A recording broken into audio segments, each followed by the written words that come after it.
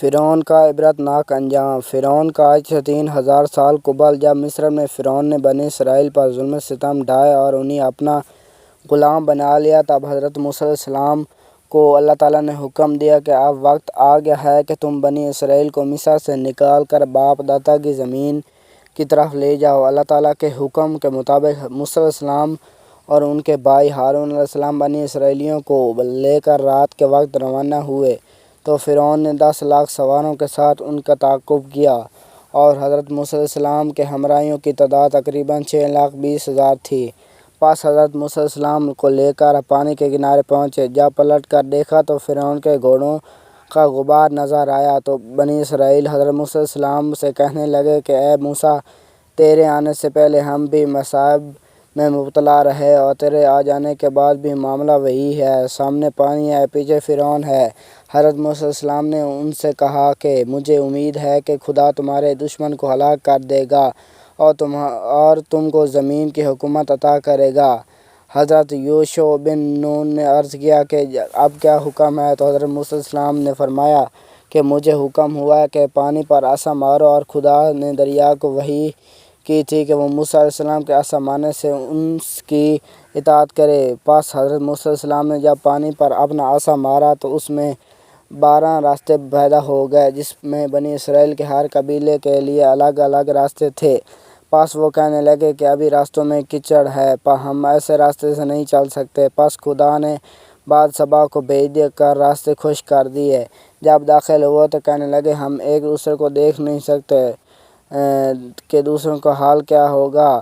تو حضرت موسیٰ علیہ السلام نے اللہ تعالیٰ سے ان کے حالات کی شکایت کی۔ پس وحی نازل ہوئی کہ اپنے عصا سے دائیں بائیں اشارہ کرو۔ چنانچہ حضرت موسیٰ علیہ السلام نے ویسا ہی کیا تو پانی کی دیواروں میں ہر طرف 2 سے دروازے پیدا ہو گئے کہ وہ ایک دوسرے کو دیکھ سکتے تھے۔ جب فرعون ساحل پر آ پہنچا تو اس کا گھوڑا پانی میں داخل ہونے سے گھبرایا۔ پس جبریل علیہ السلام بے صورت بشر ایک گھوڑی پر سوار ہو کر فرعون کے گھوڑے کے آگے ہو گئے اور پانی میں داخل ہوئے تو فرعون کا گھوڑا بھی پیچھے داخل ہو گیا۔ اس کے بعد فرعون کا لشکر بھی داخل ہونا شروع ہو گیا۔ جب بنی اسرائیل سب کے پار ہو گئے اور لشکر فرعون سب کے داخل اب ہو گیا تو بحکم خدا پانی آپس میں مل گیا اور لشکر فرعون غرق ہو گیا۔ چینل کو سبسکرائب کریں۔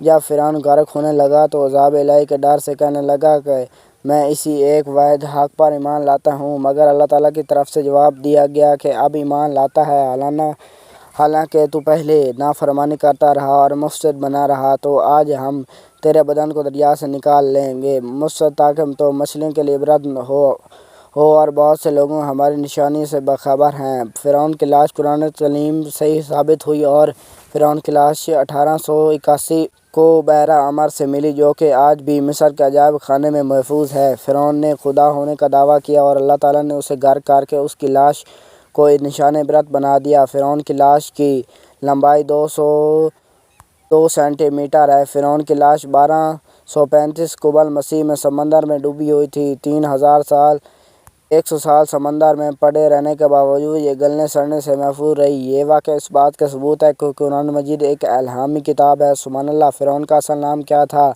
فرعون کے حقیقی نام کے بارے میں کوئی مضبوط سند تو موجود نہیں، جس کی وجہ سے بعض اہل علم کا ماننا یہ ہے کہ فرعون ہی اس کا حقیقی نام تھا، جبکہ دیگر اہل علم کی رائے یہ ہے کہ اس کے زمانے میں فرعون ایک لقب تھا جو کہ قوم عمالقہ کے ہر بادشاہ کو دیا جاتا تھا۔ اس حساب سے فرعون کا حقیقی نام ولید